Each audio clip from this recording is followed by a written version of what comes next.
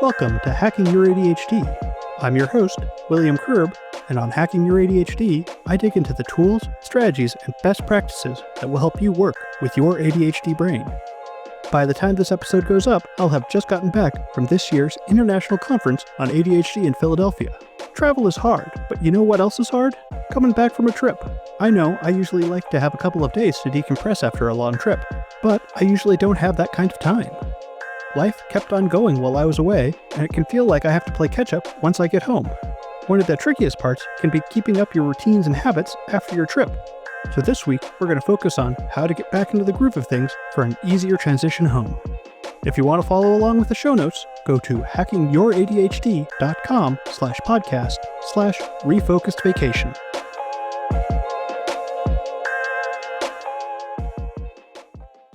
Travel disrupts our routines and habits, and we should take those disruptions seriously.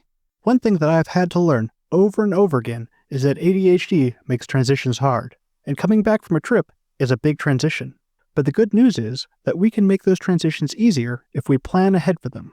Our first step here is taking stock of what our routines and habits look like right now, before our trip. And if you're already on your trip, let's just try and think back to what was working then. So, what does our evening routine look like? How about our morning routine? Have you been keeping up any good habits?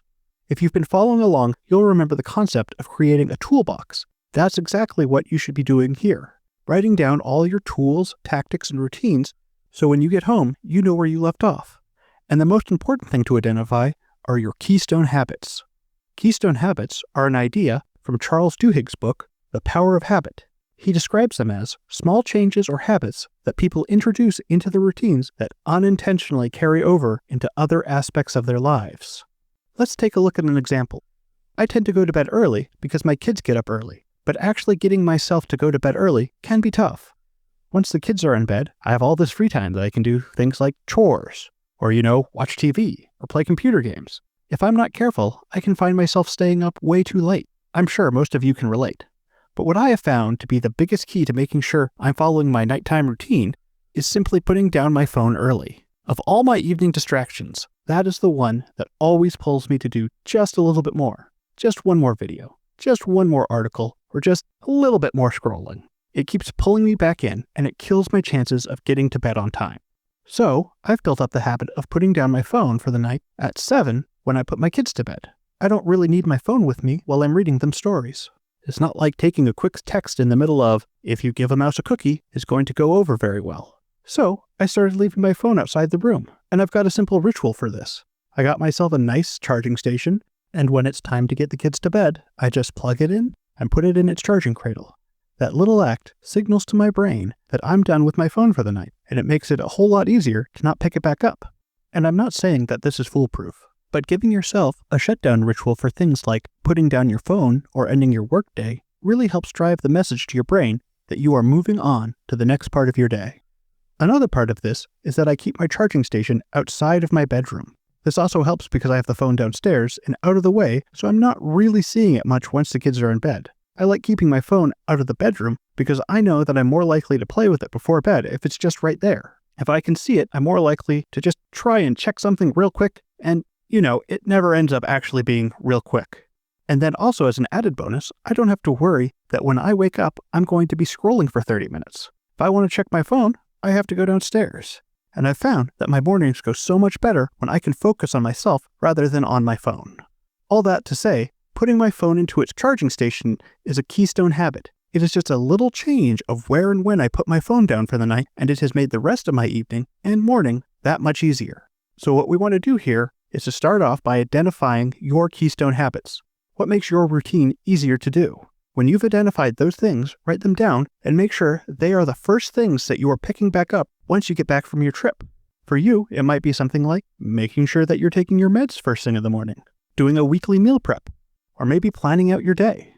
Your keystone habits make everything else easier, and making sure you know what they are makes it a lot easier to pick them back up once you get back from your trip. Once you get to your destination, you're going to want to try and keep up as many of your habits and routines as you can. Of course, this is easier said than done. If we look at my example of putting my phone down for the evening, I know I'm going to have a lot of trouble keeping that up, especially on the trip I'm on now. I don't have the cue of putting my kids to bed. I don't even have another room to put my phone in at the hotel. Not to mention the time zones. Can't put down my phone at 7 if I want to talk with my family, who is 3 hours behind me. So this is a routine that I'm accepting isn't going to get done while I'm here. That's okay. Not all of your routines are going to be easy to keep up.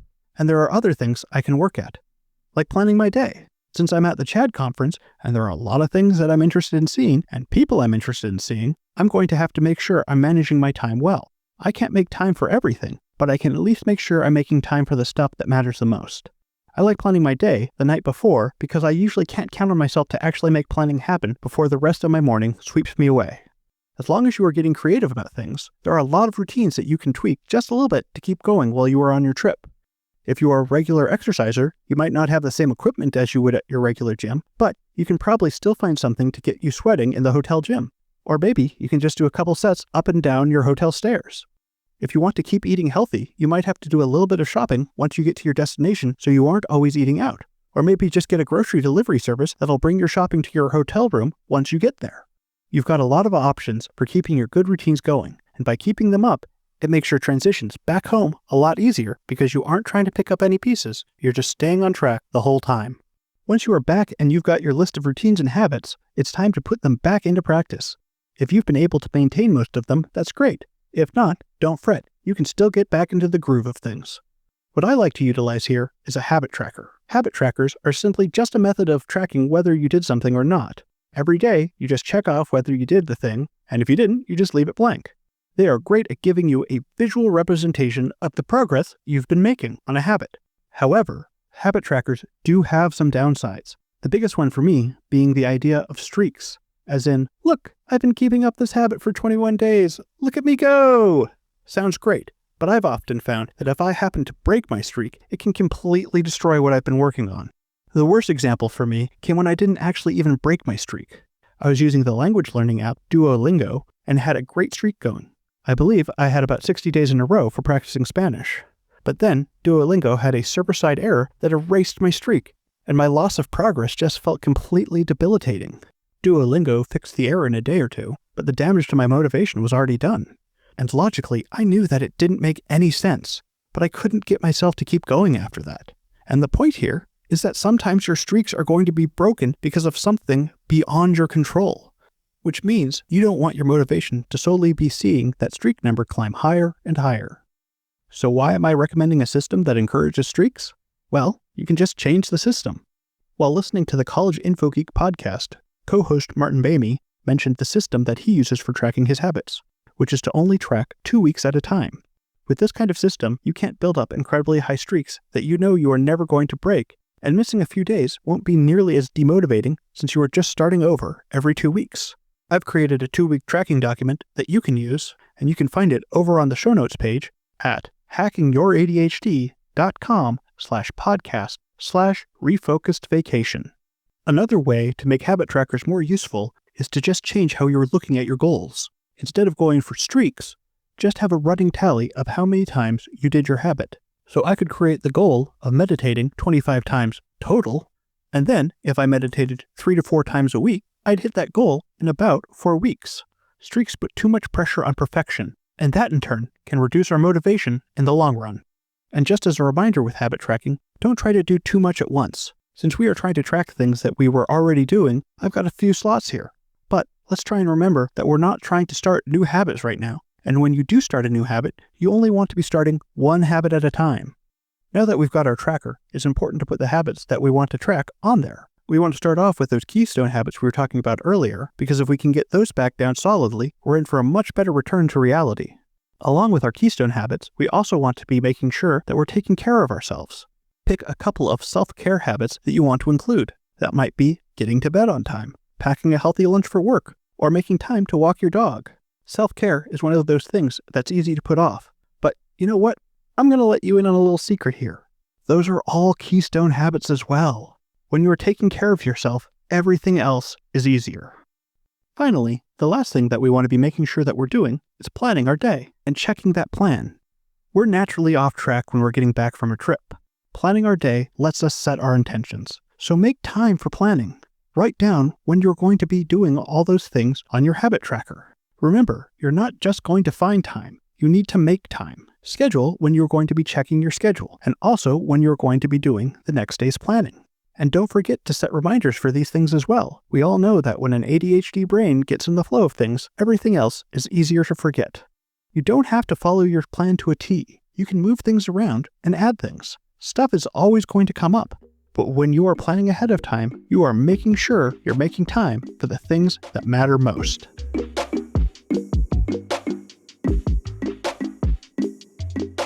Thanks for sticking with me all the way to the end. Before you go though, let's do a quick rundown of today's tips. 1. Identify your routines and habits before your trip so that when you get back, you know where to pick things up. Make sure you are paying special attention to your keystone habits. 2.